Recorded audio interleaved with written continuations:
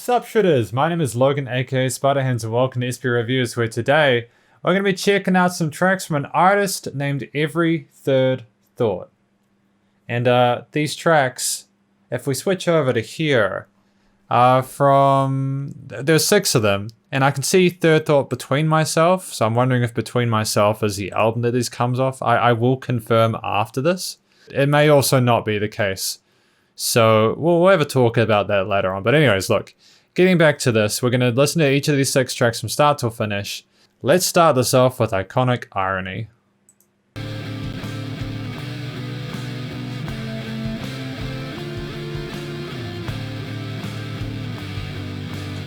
Nice.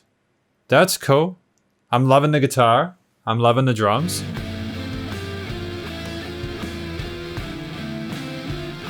Really interesting complex melodies here, very kind of angsty.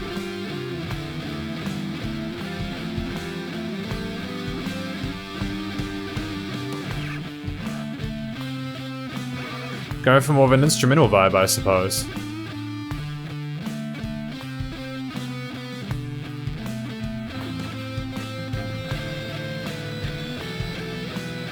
There's so much going on, there's so much action.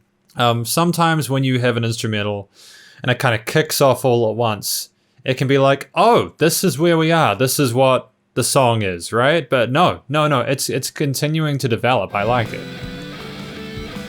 I'm liking where these leads are taking us. It is acting like a voice.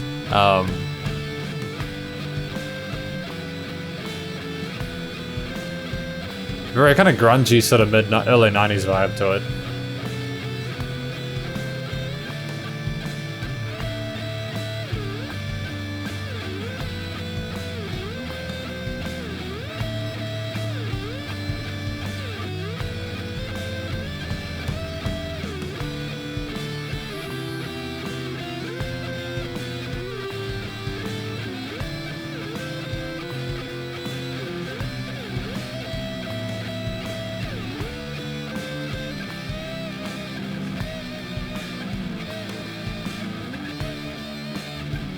It's nice to have this change in the lead section. Kind of having notes that kind of linger for a bit longer is really nice. It's a positive experience. You don't want to just have like a whole bunch of shredding for the whole entire time. Not that I'm saying that this is like a whole bunch of kind of whittling or something like that. Like, so a lot of these like lead melodies are really pleasant to listen to and they're really engaging. It's just holding some of these notes for a little bit of vibrato and stuff was a nice touch as well.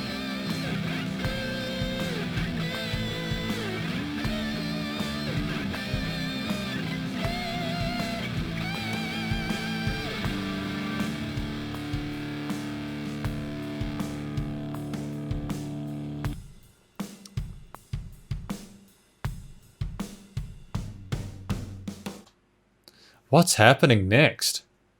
Is it going to go into the next one, or... Oh, hang on. I don't know if that's the second one. No, it's not the second one. We've got Nothing to Everything. This is the second track. No, Iconic Irony. It's a really interesting way to start the album. I actually love the courage involved there. Sometimes you'll get people that start off kind of slow. It's like, oh, we don't really want to go too hard at the beginning. No. This is cool. This is dope. I dig this. We got Nothing to Everything. Track number 2. What's this one gonna be like? Nice use of panning. Kind of sounds like an alarm, doesn't it? Oh, cool. We're getting a little bit of development into that main lead.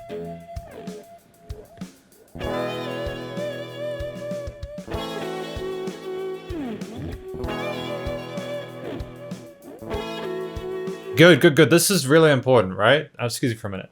Because what this shows me is that this artist understands how to sort of seg different ideas into one another. Having that little break there was really cool because it allowed us to sort of get ready for like a second take. I'll just be right back. I was just making this was a second track because of how the drum fill ended in Iconic Irony. That's so I just wanted to double check that. I'm liking the reverb on that lead track.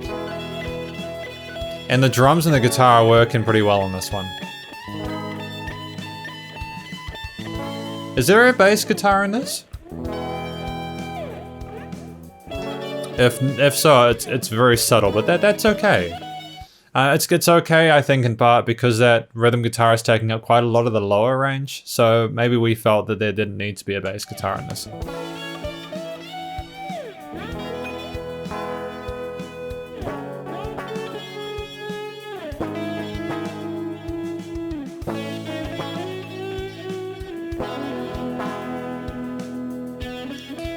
I'm wondering like how that like rhythm guitar was recorded. Was it recorded via like a microphone or was it recorded via DI?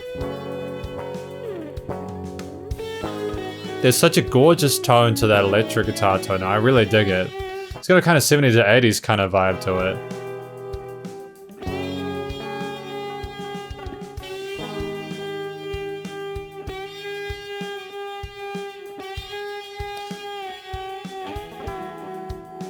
Like, the main theme of this track kind of had more of a kind of, like a sense of loss about it. Like an acceptance of the fact that we didn't have what we used to have anymore, but you're kind of moving past it, right? That's my understanding of what this track is all about. That boom, boom, boom, that just continues through it.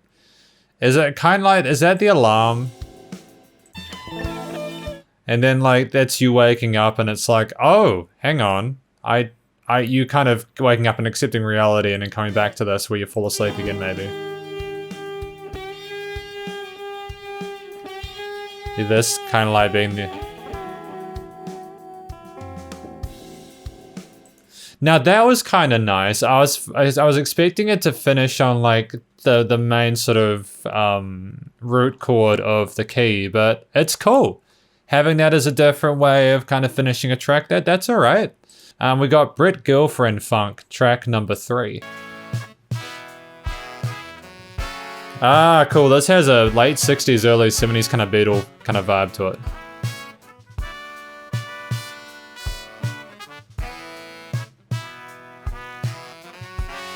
A very kind of boomy kind of snare drum, but that's fun.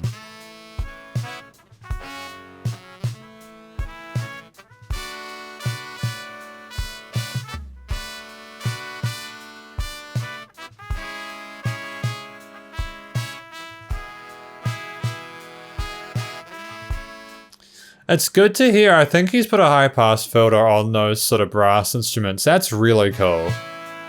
I'm really glad that there's a clear separation between those guitars and the brass.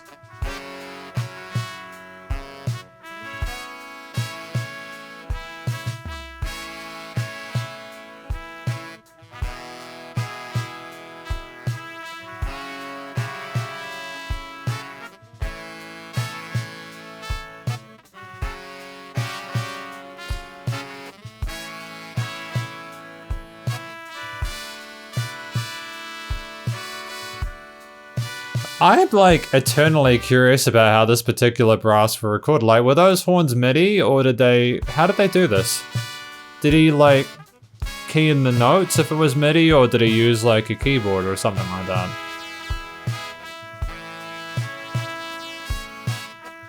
A little bit like flanger or phaser on them.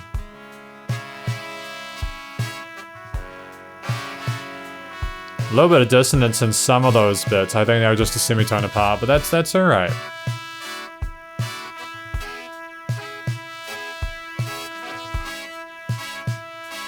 I gotta respect the amount of dynamic range that's involved in this track. You can see those big spikes where there's just a complete difference in loudness. That's okay. That's all good. That's alright. For anyone watching this who's wondering, how loud should I make my music? The answer is as loud as you want it to be. Most people have headphones that can make it louder if it needs to be, you know what I mean? I suspect there's been a bit of limiting done to this. I'm not complaining about the way it's been mastered or anything like that. So, Brit Girlfriend Funk, is this about like a girl that every third thought knew that was British and that this track represented them? Again, I'm getting kind of a mid-Beatles kind of vibe from this. It does sound pretty authentic, you know?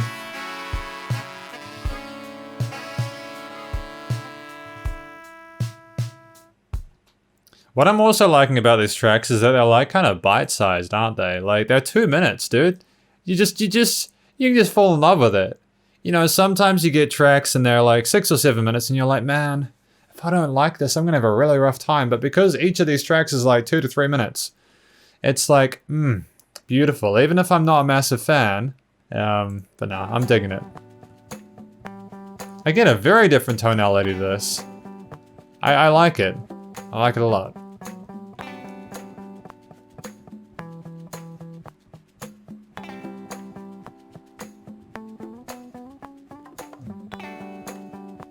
I'm liking how there was that little chromatic on the last note of that run. I think it was nice. It's very kind of bright. Free freelance work number 2.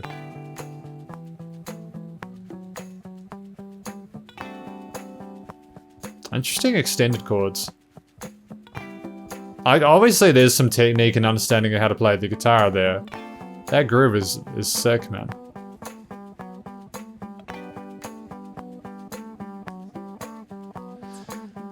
This has got a lot of love, hasn't it, actually? Oh, that's beautiful, dude. Look at that, man. That's fantastic. I'm really glad that this has got some love. It's got a real kind of 80s, kind of near vaporwave kind of vibe to this, you know? If you put some really heavily reverberated sort of vocals over this and some synths, some synth pads, you'd have a, and this is already the strongest track that we've listened to so far, but still.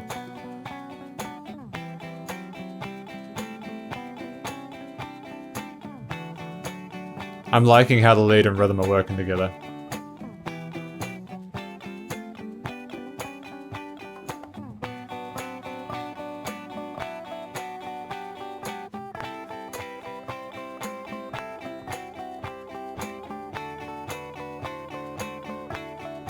It's very chilled out, very relaxed.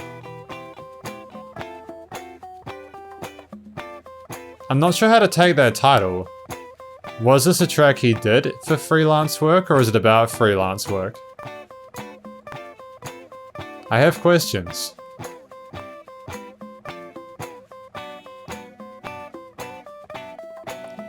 Is it a song about being a freelance artist and sort of the trials and tribulations of that? Finally got this. Okay. Oh no, we're all good.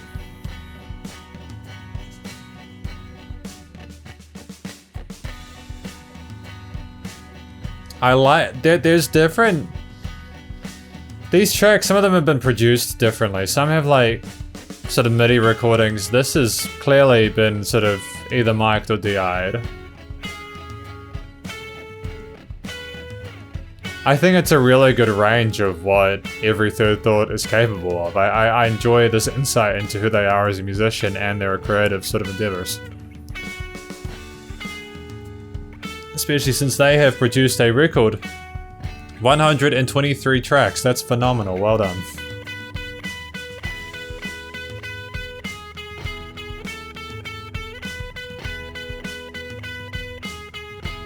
A very charming track, to be sure.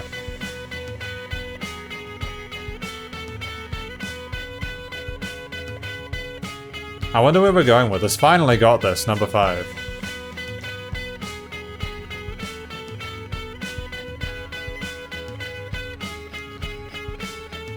So that they achieved something pretty incredible, or is it about the way that they've produced their music?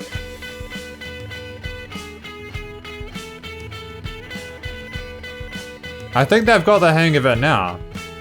This concept is fundamentally pretty solid.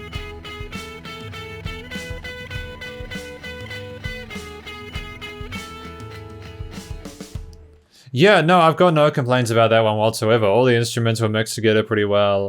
The performance was strong. Yeah, solid. Rock solid, okay? Really good. This is one of my favorites, as well as free freelance work. And then Broken Down Android. I'm just going to start my camera again, because I don't want it to run out of recording time whilst I'm in the middle of a conclusion. That kind of sucks. Put that back here. Broken Down Android, let's go.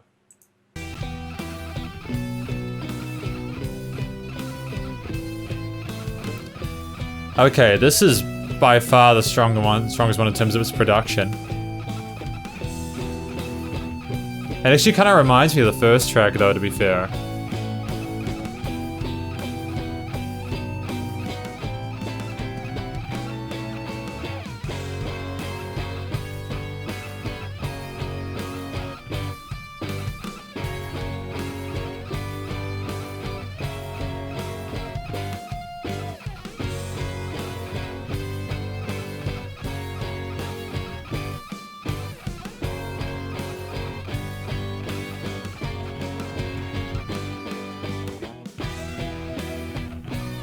Those drums are punchy as hell, man.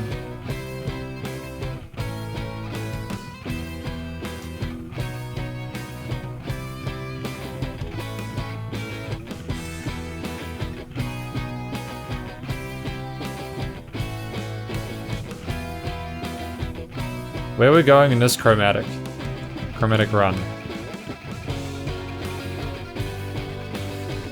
This is kind of giving me a little bit of a Radiohead vibe, like, to be real.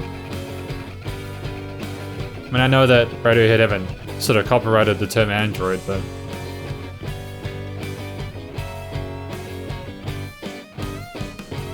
Those bop bop, those staccatos were nice. The lead line is a little bit discordant.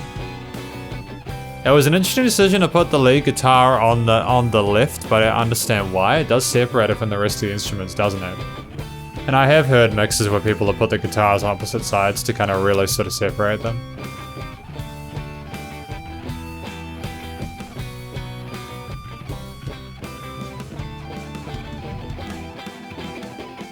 Oh, cool little shreddy bit, I dig it, well done. More of that, please, that was fun. Broken Down Android, man, got grooves.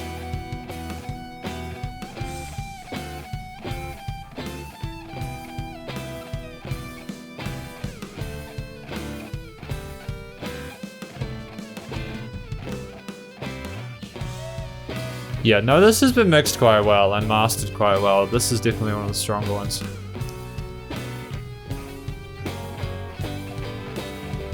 And it's also the kind of the first kind of... I would say 2 minutes 50 is probably like... These are all full-length singles. Like, especially nowadays where people average between 2 and 4 minutes for a single. Like, 1.5 to 2. Getting that attention, you know? Getting that attention. Because a lot of people just don't have the attention to listen to like a entire 4-minute single anymore, and it's sad. But that is effectively our review of Every Third Thought. We listened to Iconic, Irony, Nothing to Everything, Brit Girlfriend Funk, Free Freelance Work 2, finally got this Broken Down Android. I think that Every Third Thought was strongest when he was working with the sort of acoustic instruments like the guitars and drums and all that. I do, however, have a lot of an appreciation for the other ones, like which were a little bit more different. Like, I think Brit Girlfriend Front was by far the most unique experience. I liked some of the musical ideas and concepts, like I liked Iconic, Irony, and Nothing to Everything as well, like really spoke to me, especially that middle section. It was kind of split into 3, doesn't it? It had that alarmish kind of thing here, and then it had this middle section where like it was more that kind of 2-part chord progression, and then at the end it just held the notes. But, you know, this Free Freelance Work obviously got a bit of love, and that I can understand why that's got a lot of support. I think Broken Down Android deserves some love, so I'm gonna give that a heart, because I think it deserves it. Where's the heart? There we go. Cool. And a repost. There we go. Cool. That's cool. I dig it. Well done to Every Third Thought on this. We'll get to the conclusion in a moment. I gotta go to that camera. I think you can tell that these were sort of raw, sort of more live performances. I think that Every Third Thought did well at putting the individual elements together. There were clear sort of identities for each of the different tracks involved. I think it was nice to have dynamic range within these sort of uploads. And I know SoundCloud does its best to preserve that anyways, but sometimes you get that breathing, you get that chonkiness, and it can kind of be detrimental, especially in kind of like rock like this, you know. I really hope that Every Third Thought continues with what they're doing, because they're obviously very creative human being. Trying out these different influences. They've written like 120 tracks, and they've actually got a few followers as well, like a couple of hundred followers. That's pretty dope. if I was to recommend anything, like make any recommendations for future compositions, if I was to be so bold and brave enough as to do that, I would suggest that if there wasn't a bass in the mix, and if I have missed it, and there was, ignore this, but if there wasn't a bass in the mix, please include a bass line in some of those parts, especially with the electric guitars. Not so much with the acoustics, but the bass electric guitars are up in that higher sort of high mid kind of area a lot of the time. They can be in those low mids, but you really need a bass just to balance it out. And I know that getting a kick to behave itself with a drum kit can be a pain in the butt, but yeah, definitely that's about it.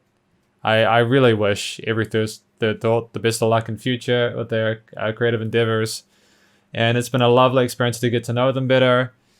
And yeah, Broken Down Android Broken Down Android especially is a sign of things to come. I'm very excited for what every third thought does in future. So thank you for watching this review of every third thought's various tracks. Hopefully you enjoyed it. Stay cool, stay safe. Please also remember to support your local musicians and artists. At this point in time, it's need to help more than ever with all the crazy stuff going on in the world. And I'll catch you in the next review. Spider hands up.